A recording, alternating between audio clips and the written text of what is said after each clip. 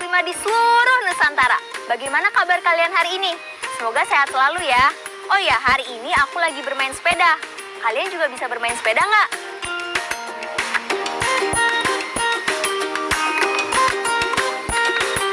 Sebelum kita memulai pembelajaran hari ini, jangan lupa ya untuk selalu berdoa agar ilmu yang kita dapatkan bisa berguna dan ilmu yang kita dapatkan bisa diterima dengan baik.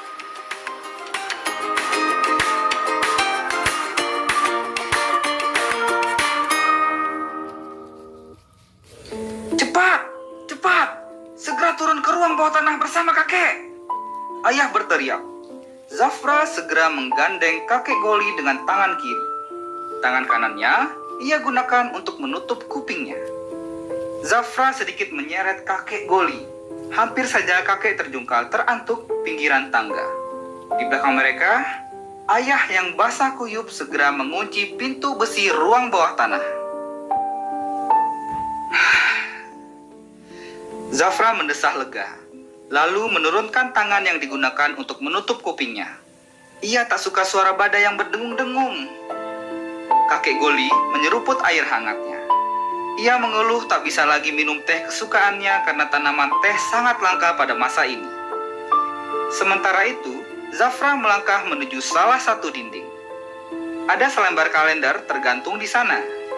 Ia memberi tanda silang pada tanggal hari ini, 15 Oktober 2220. Badai ketujuh dalam bulan ini. Padahal Zafra sudah tak sabar ingin bertemu ibu. Ia, ayah, dan kakek Goli berencana mengunjungi ibu yang sedang bekerja di kota lain. Akan tetapi, badai ini terus datang. Zafra menoleh. Ayah sudah menekur keras di matras.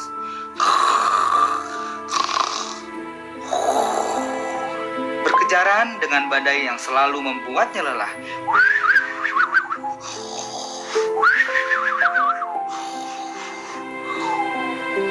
Zafra berjalan lemas menuju tempat kakek Goli duduk. Ruang bawah tanah ini cukup lengkap. Pertanda sering digunakan. Ada matras, meja makan, 4 bangku tanpa lengan, kompor, dan stok makanan. Zafra duduk di sebelah kakek Goli sambil mengeluarkan kotak kecil dari sakunya. Lalu menekan layarnya.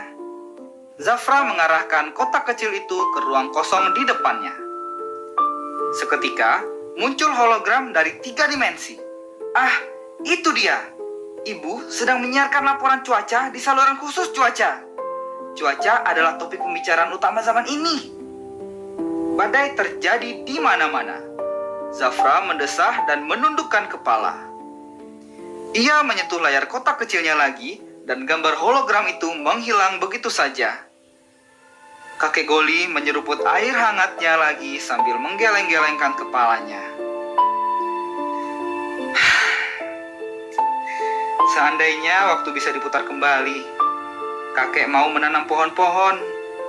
Tiba-tiba, kakek Goli berkata. Zafra menoleh dan mengerutkan dahinya.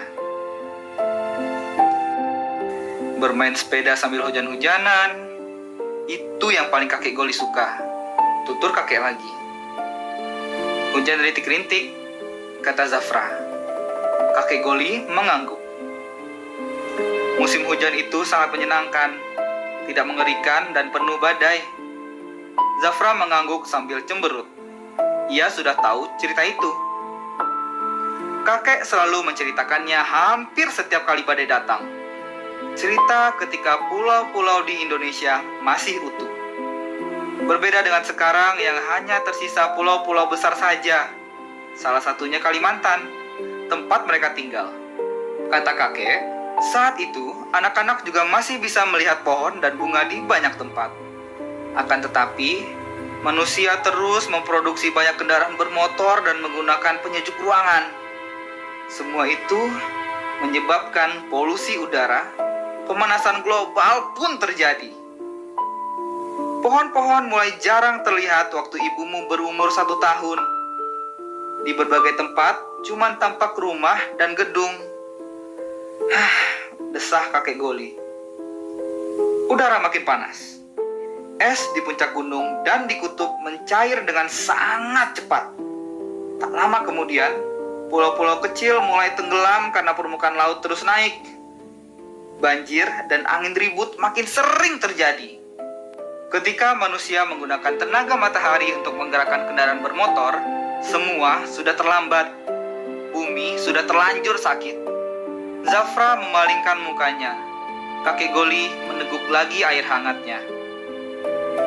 Zafra menekan lagi layar kotak kecilnya. Pada hologram, tampak ibu melambaikan tangan ke arahnya.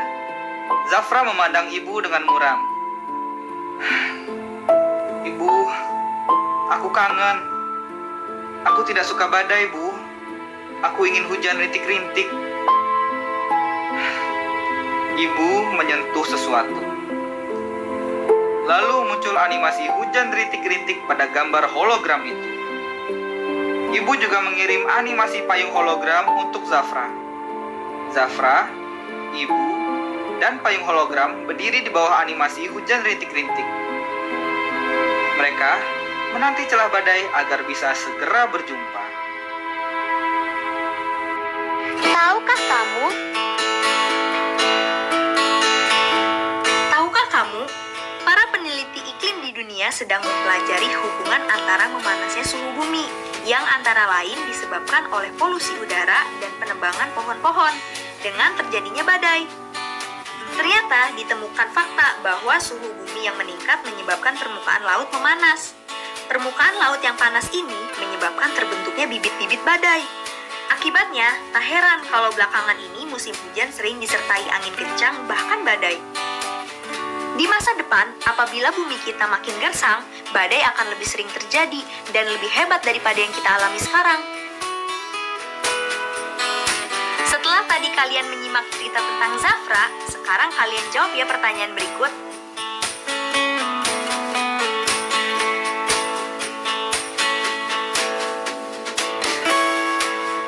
Nah, ini dia jawabannya.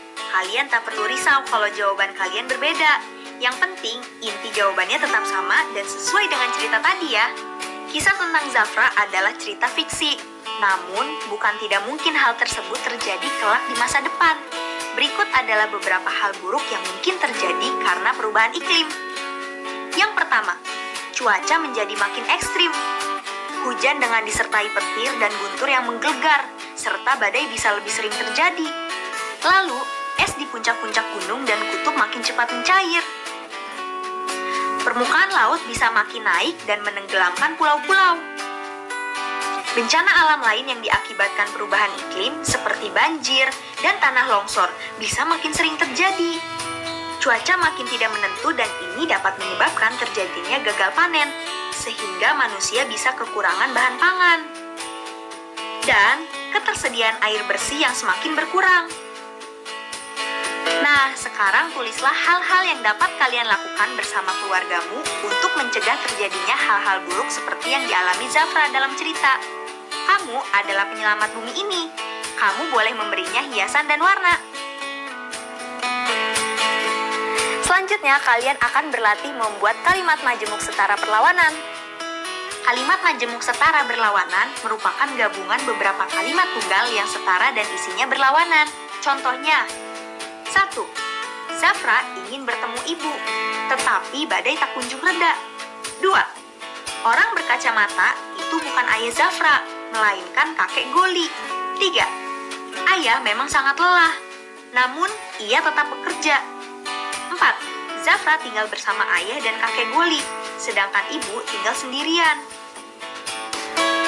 Tugas kalian selanjutnya ialah membuat 6 buah kalimat majemuk setara menggunakan salah satu kata hubung, yaitu melainkan, tetapi, sedangkan, atau namun. Selamat berlatih!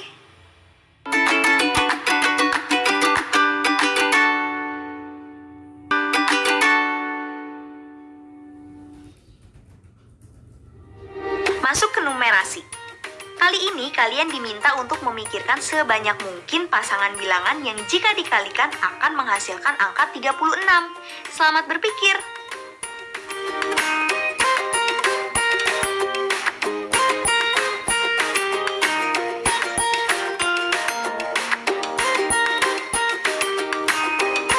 Bagaimana? Mudah kan? Apabila kalian mengalami kesulitan, kalian bisa memasukkan angka paling kecil terlebih dahulu. Misalnya angka 1. Angka 1 dikalikan berapa ya agar menjadi angka 36? Tentu saja dikalikan angka 36. Lalu setelah 1 ada angka 2. 2 dikalikan berapa ya agar menghasilkan angka 36? Tentu saja angka 18. Setelah itu angka 3. Angka 3 dikalikan berapa ya agar menghasilkan angka 36? Tentu angka 9. Setelah angka 4, apakah kita bisa memasukkan angka 5? Sayangnya tidak bisa, karena angka 36 tidak bisa dibagi ke angka 5. Tapi, setelah angka 5, kita bisa loh menggunakan angka 6. 6 dikalikan berapa ya supaya hasilnya 36? Tentu saja dikalikan dengan angka 6 juga. Mudah kan? Setelah ini kita saksikan yuk percakapan Abi Satya dengan ayahnya.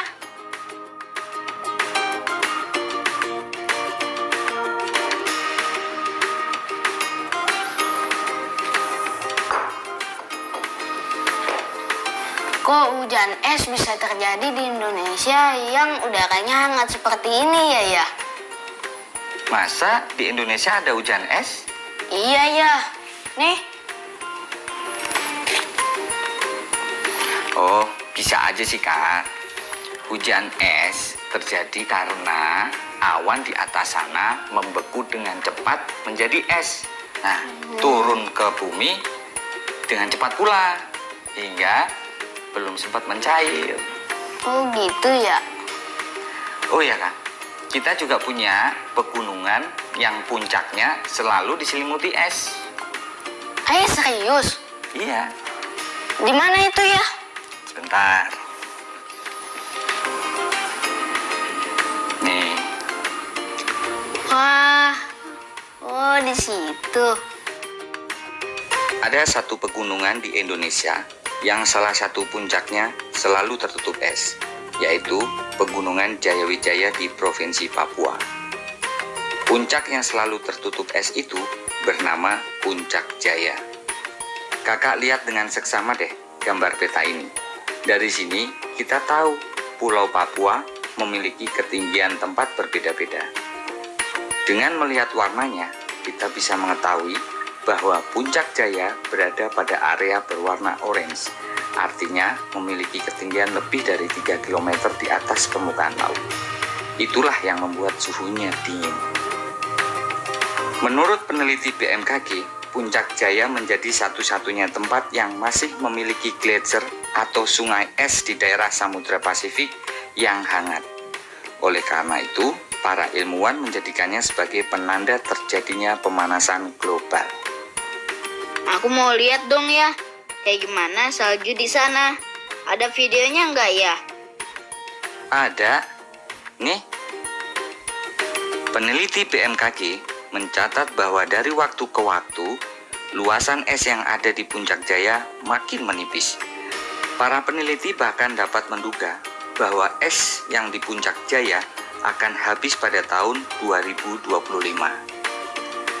Saat gletser ini mencair, udara dan air di sekitarnya menjadi makin hangat, sehingga terjadi perpindahan kalor melalui aliran udara dan air. Proses ini dikenal dengan nama konveksi. Air dan udara makin hangat karena ada penghantaran panas matahari secara radiasi. Selain itu, panas matahari juga diterima bebatuan di sekitar gletser melalui proses penghantaran panas secara konduksi. Perpindahan kalor inilah yang membuat gletser di Puncak Jaya lama-kelamaan mencair dan menghilang.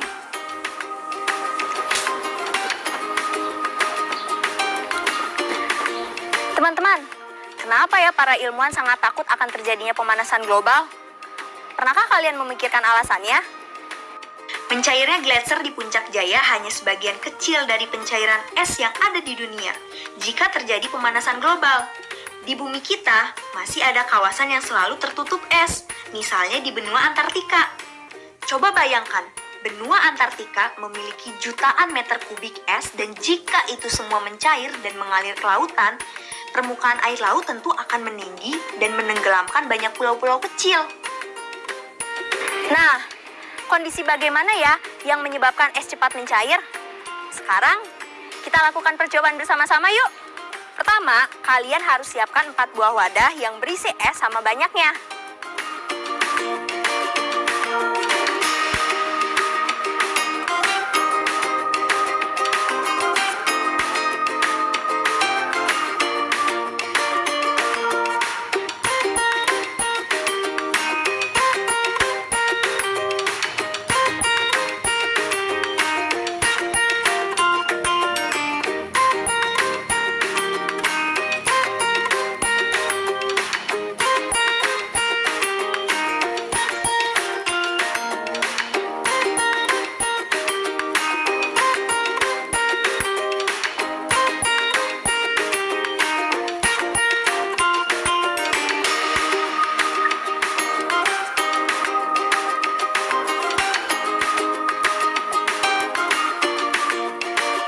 Percobaan yang pertama, kalian letakkan wadah yang berisi es ini di sisi sebelah sini ya teman-teman agar terkena sinar matahari.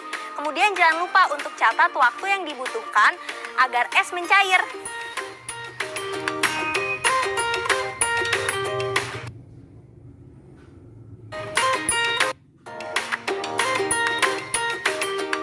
Percobaan kedua, kita juga taruh mangkuk es batu di sini dan tidak terkena sinar matahari langsung. Lalu, per es batu ketiga, kita siram es batunya dengan air hangat.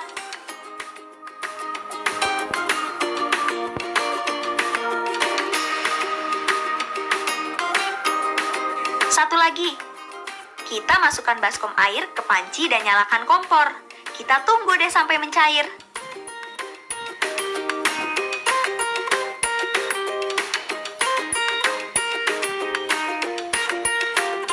Sekarang kalian lihat proses mencairnya.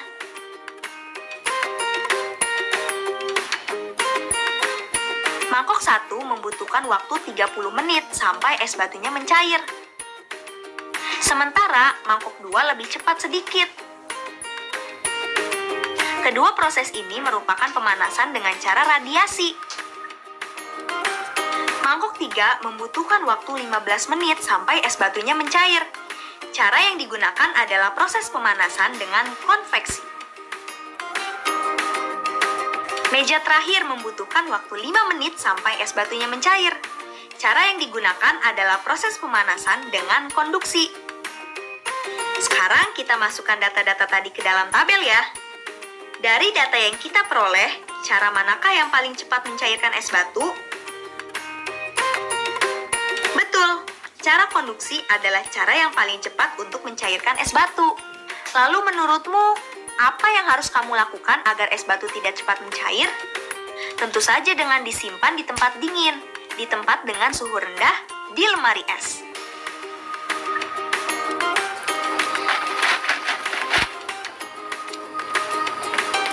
Tentu saja ini terjadi di Gletser Puncak Jaya teman-teman. Tapi bukan berarti kita memasukkan Gunung Puncak Jaya ke dalam kulkas ya teman-teman. Kita harus memastikan bahwa keadaan bumi tidak semakin panas agar gletser tidak mudah mencair.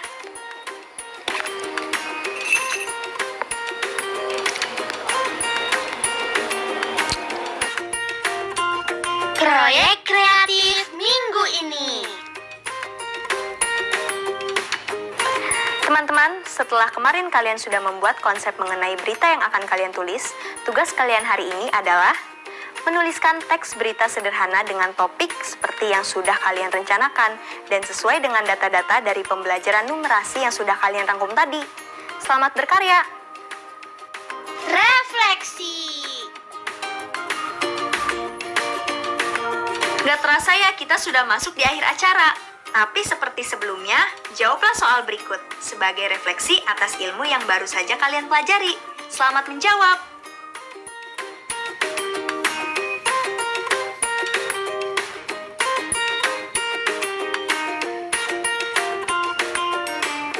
Nah, kita bahas sama-sama ya.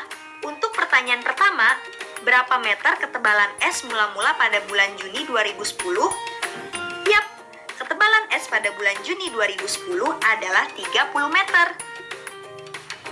Pertanyaan kedua, Berapa meter ketebalan es yang hilang hingga November 2015?